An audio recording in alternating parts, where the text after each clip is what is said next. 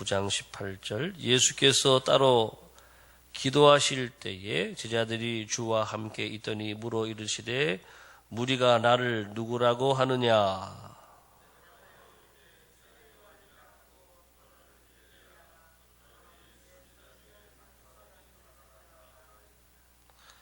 예수께서 이르시되 너희는 나를 누구라 하느냐. 베드로가 대답하여 이르되 하나님의 그리스도이시니이다 하니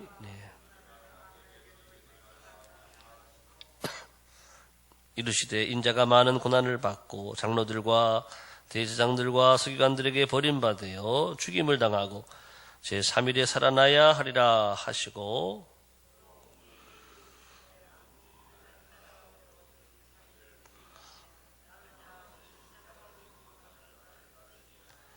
누구든지 제 목숨을 구원하고자 하면 잃을 것이요 누구든지 나를 위하여 제 목숨을 잃으면 구원하리라.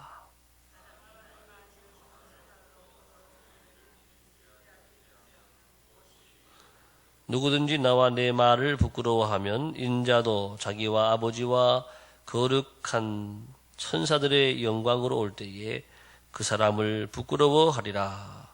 내가 참으로 너희에게 이르노니 여기 서 있는 사람 중에 죽기 전에 하나님의 나라를 볼 자들도 있느니라. 아멘.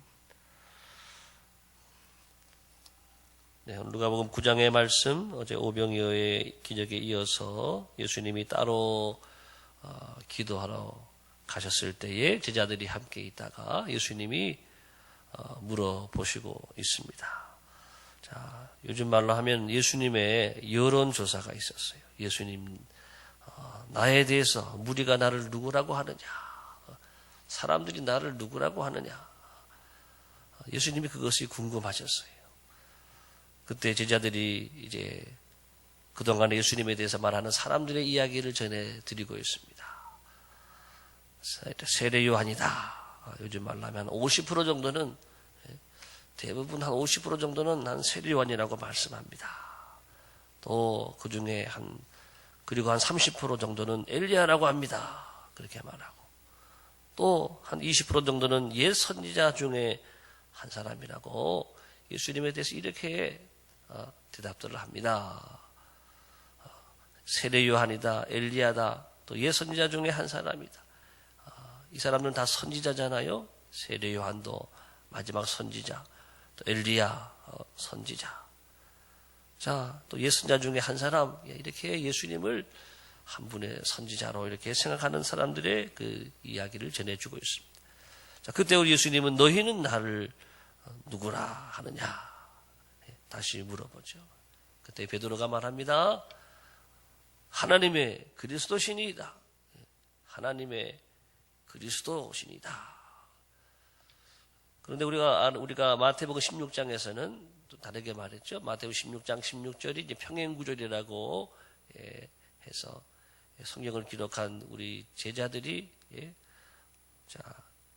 다르게 기억을 하고 적은 것인데 주는 그리스도시요 살아계신 하나님의 아들이시니다. 마태복음 16장에서는 그렇게 말했습니다. 주는 그리스도시요 살아계신 하나님의 아들이십니다.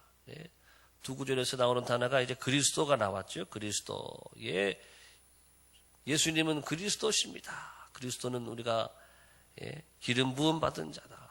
구약 성경에 기름 부음 받은 사람, 왕과 제사장과 선지자 이 세 사람 세 부류의 사람들이 이렇게 기름 부음 받았습니다. 하나님의 기름, 특별한 기름 부음 받은 사람인데 우리 주님은 정말 왕으로서 오시고 제사장으로 오시고 또 선지자로 오신 바로 그분이시다라고 하는 거죠. 자, 베드로는 살아계신 하나님의 아들이십니다. 이 대답을 듣고 우리 예수님이 칭찬하셨어요. 바요나 시몬아 내가 잘하였도다. 하지만 이것을 알게 하신 이는 하나님이시니라. 하나님께서 이것을 내게 알게 하셨다. 이렇게 칭찬하신 그 말씀이 나옵니다. 자, 이제 오늘 우리가 이 말씀을 보면서 왜 예수님께서 그러면 이 여론조사를 하셨는가? 사람들에게 사람들이 나를 뭐라고 말하는지 그것을 왜 물어보셨는가? 이유가 22절에 나와 있어요. 22절. 다 같이 볼까요? 22절 시작. 이르시되 인자가 많은 고난을 받고 장로들과 대제사장들과 서기관들에게 버림받아 죽임을 당하고 제3일에 살아나야 하리라 하시고, 예수님께서는요, 사람들이 자기에 대해서 잘못 오해하고 있는 것을 바로 잡아주고 고쳐주고 있는 거예요. 내가 누구인지를 분명하게 알게 하기 위해서 그것을 물어보셨다. 예수님은 자신이 누구인지 분명하게 말씀하시는데, 이 말씀에 나오지요. 인자가 많은 고난을 받고 그 다음에 죽임을 당하고 살아나야 하리라. 예수님은 바로 이런 분이십니다. 구약성경에 예언되어 있는 대로 예수님은 우리 허물과 죄를 대신해서 고난을 받으시고 또 죽임을 당하고 더 나아가서는 제3일에 부활하시는, 다시 살아나시는 바로 메시아다. 구약성경에 예언된 바로 그 메시아, 바로 구세주가 되심을 우리 예수님이 알게 하시기 위해서 그렇게 물어보셨다라고 하는 것입니다. 자, 이제 나오는 말씀들을 더 보게 되면 예수님을 제대로 이해한 사람들의 삶은 어떠해야 되는지 우리 쭉 이어지는 말씀에서 세 가지를 우리 주님 말씀해 주고 있습니다. 먼저는 자기를 부인하고 자기 십자가를 지고 예수님을 따르는 삶을 살아야 된다. 23절의 말씀, 아무든지 나를 따라오려거든 자기를 부인하고 날마다 제 십자가를 지고 나를 따를 것이니라. 예수님이 우리를 위해 죽으시고 고난당하시고 또 부활하신 하나님의 아들이심을 믿는 사람이라고 한다면 다 자기 십자가를 지고 주님을 따라야 된다. 이렇게 말씀을 하셨습니다. 24절에 나오는 말씀은 누구든지 제 목숨을 구원하고자 하면 잃을 것이요 누구든지 나를 위하여 제 목숨을 잃으면 구원하리라. 그래서 예수님을 위해 목숨 바치는 삶을 살아야 된다. 우리가 예수님이 우리를 위해 대신 죽으셨어요.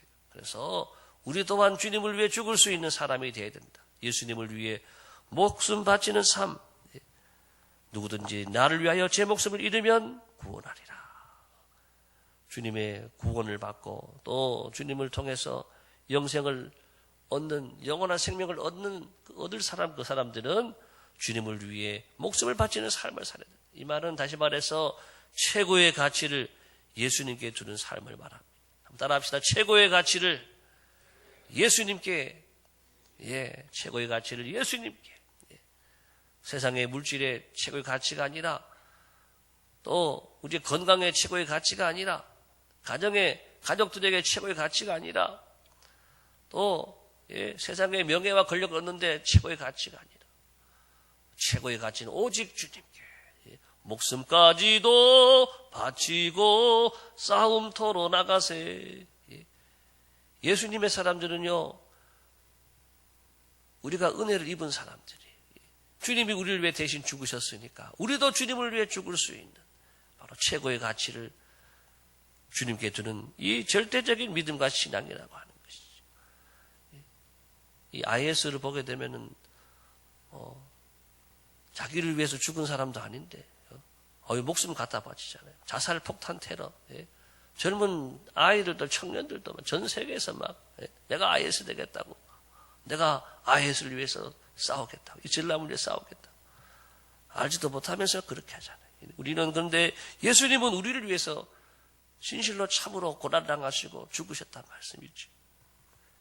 우리는 최고의 가치를 주님께 두고 살아야 되고 더 나아가서 예수님을 나타내고 자랑하는 삶을 살아야 된다. 26절 성경에 있는 말씀 보겠습니다. 26절 시작. 누구든지 나와 내 말을 부끄러워하면 인자도 자기와 아버지와 거룩한 천사들의 영광으로 올 때에 그 사람을 부끄러워하리라. 그래서 주님을 부끄러워하면 안 된다라고 하는 거예요. 주님이 나를 위해 죽으시고 부활하신 분이기 때문에 부끄러워하지 말고 그분을 자랑하고 그분을 전하고 그분을 나타내는 삶을 살아야 된다. 이것이 바로 예수님이 누구신지를 제대로 알고 있는 사람들의 삶이다라고 하는 것입니다. 자, 이제 밑에 하나 그걸 같이 읽어보겠습니다. 다 같이 시작. 예수님은 예수님의 팬이 아니라 예수님의 제자가 되기를 원하신다. 진실로 가룟유다를 제외한 그들은 그러하였다. 예, 그렇습니다. 오늘 예수님께서 오병이어의 기적 다음에 이 말씀을 하셨는데 수많은 사람들이요 예수님을 좋아했어요. 수많은 사람들이 예수님이 그 당시에 병도 고쳐주고 천국의 말씀도 전해주시고 기적도 행하시고 하니까 다 좋아했어요. 요즘 말하면 팬이 됐단 말이에요. 팬. 예수님의 팬이 돼서 다 예수님을 향해 박수를 치고 환호성을 지르던 사람인데 이제 예수님께서 십자가에 달리게 되시니까 다 어떻게 됩니까? 그때는 팬들은요 마음이 바뀌는 거예요. 팬들은 언제라도 자기 마음에 안 들면은 자기가 원하는 것이 안 되면 언제든지 마음을 바꾸는. 그래서 어제의 팬이 오늘은 적이 돼가지고 예수님을 향하여서 십자가에 못 박여 죽이시오. 십자가에 못 박여 죽이시오. 다 소리치는 사람들이 누구냐? 떡 먹은 사람들, 보르떡 먹은 사람, 물고기 먹은 사람들, 주님의 기적의 현장에 다 구경하고 바라봤던 사람들, 그 팬들이요 다 나중에는 돌아서는 거예요. 다 돌변해가지고 예수님의 대적이 다 돼 있다라고 하는 것입니다.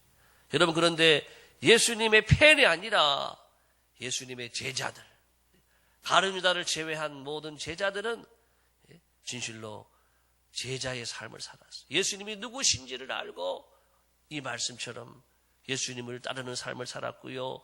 예수님의 목숨 바치는 삶을 살았고요. 예수님을 마지막까지 증거하는 그런 삶을 살았다라고 하는 것입니다. 오늘 이 시대에서 우리가 예수님 좋아하는 사람들이 많이 있습니다. 그렇지만 주님이 찾는 사람은요, 예수님 좋아하는 사람이 아니에요. 예수님 성인군자의 한 사람으로 좋아하고 위대한 인류의 스승으로 바라보고 팬이 되는 그런 사람을 주님이 찾는 것이 아니라고 하는 것입니다. 주님은 제자를 찾으시는 줄을 믿습니다. 내가 누구인지를 알고 나를 정말 따르는 사람, 목숨까지도 내놓고 따를 수 있는 그런 사람을 찾고 있다라고 하는 것입니다. 예수님의 12 제자들의 마지막이 어떻게 됐는가 제가 한번 좀 찾아보니까 이런 결과가 있었어요. 예수님의 제자의 죽음을 보니까 베드로는 십자가에 거꾸로 매달려서 죽었어요. 안드레는 X자형 십자가에 달려가지고요, 못으로 안 받고 밧줄로 꽁꽁 묶었어요.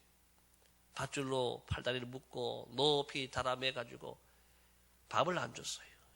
밥을 안 주고 굶겨가지고 일사병과 굶주림으로 10일 만에 안드레가 죽었다고 합니다. 야고보는 사도행전에서 말씀 나온 대로 최초의 순교자죠. 목을 베어서 세례요한이 목을 베가지고 세례요한과 야고보는 사도행전에서 다 칼로 목 베어서 죽였어요. 요한은 유일하게 반모섬에서 유배를 당하고 자연사에서 나이 많아서 자연사 요한을 제외하고는 다 이렇게 아주 비참한 죽음을 당했어요. 빌립은 나무 기둥에 거꾸로 매달려가지고 또 그렇게 죽었다고. 바돌롬의 나다나엘이죠. 이 사람은 몽둥이에 맞고 살껍질이 막 벗겨져 죽고, 그래서 나중에 자루에 넣어가지고 바다에 던져가지고 고기들이 먹어 죽었다. 그렇게 말합니다. 마태는 십자가에 매달려서 또 칼에 찔려서 죽었다.